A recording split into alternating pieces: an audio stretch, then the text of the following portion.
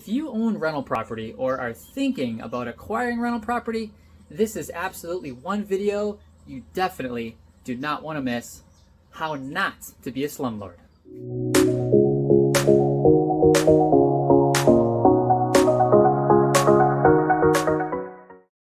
Hey, so as a realtor, landlord, and real estate investor, I have done my fair share of remodels over the years, and I wish I would have learned these things up front when I got started. So, number one, flooring. A lot of people tend to cheap out on flooring. Don't do it. The only two things on your flooring list that should be there are luxury vinyl plank and tile.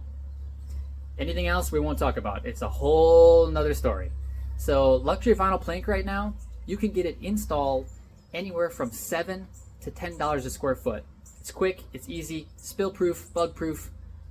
It's great stuff. I'm a huge fan of luxury vinyl plank.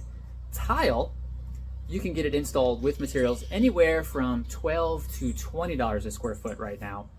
And the mess and the time it takes to install tile is just a huge headache. So not a big fan of tile.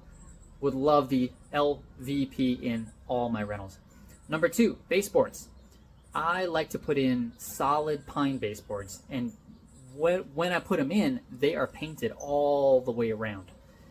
Trust me on that. Just do it. Do the upfront work. You'll thank me later. A lot of people like to cheap out and they'll go with the MDF baseboards, which are all over the hardware stores. They look good for about 6 months. As soon as a little bit of moisture hits them, they start to puff up. And when they puff up, you can't repair them. You have to replace them. Huge waste of time and money. So go with the solid pine baseboards. Solid core doors. Make sure you use these. Don't do the cheap route and go with these hollow core doors. I've had my fair share of bad experiences, and trust me, it's worth it to spend a little bit more money. These doors will last a lifetime if they're solid pine doors. And make sure you paint them all the way around before you install them. Ask me how I know. Cabinets. Here is a big ticket item. Very expensive. Make sure you buy solid plywood cabinetry, especially if you're here in Hawaii with all the moisture we have. A lot of people like to go the cheap route and buy the press board cabinets. Trust me, it's not worth it. You'll be replacing them in a couple of years. Once they start delaminating, there's really nothing you can do to stop that process. Go with the solid core doors, spend a little bit more money, and they'll last you a lifetime. You can always repaint them. Countertops. Choices I like to go with is Formica, granite, and tile. Formica, not so much.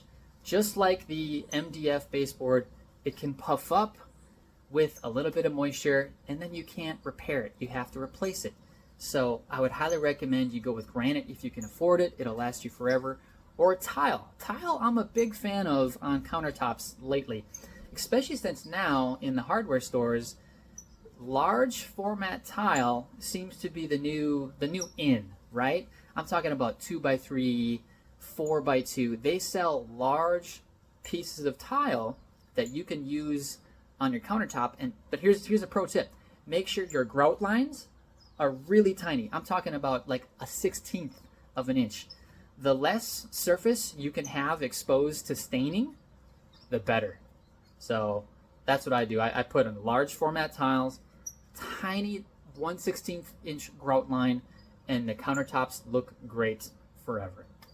Now, the countertop to sink transition. Make sure you do not put in cheap caulk. I know it's tempting, right? The cheap caulk tends to yellow and it will mold. Nowadays, they have advanced polymer caulk that will not mold and it'll never turn yellow and it looks great forever. Remoteless fans, that's a big one here.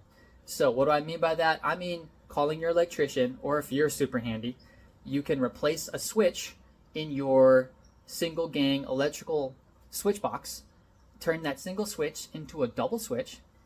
Each switch operates something different. One is the light, one is the fan.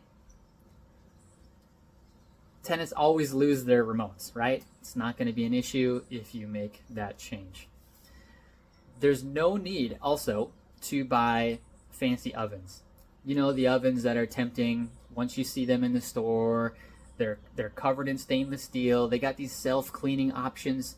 Well, let me tell you something. When a tenant moves out, 99% of the time, they are not cleaning the inside of that stove. And if they did it, halfway, right? So you are wasting some serious money on self-cleaning stoves because the tenants just don't use them. So save your money, buy a basic stove, and lastly, be aware of over-improving a rental property.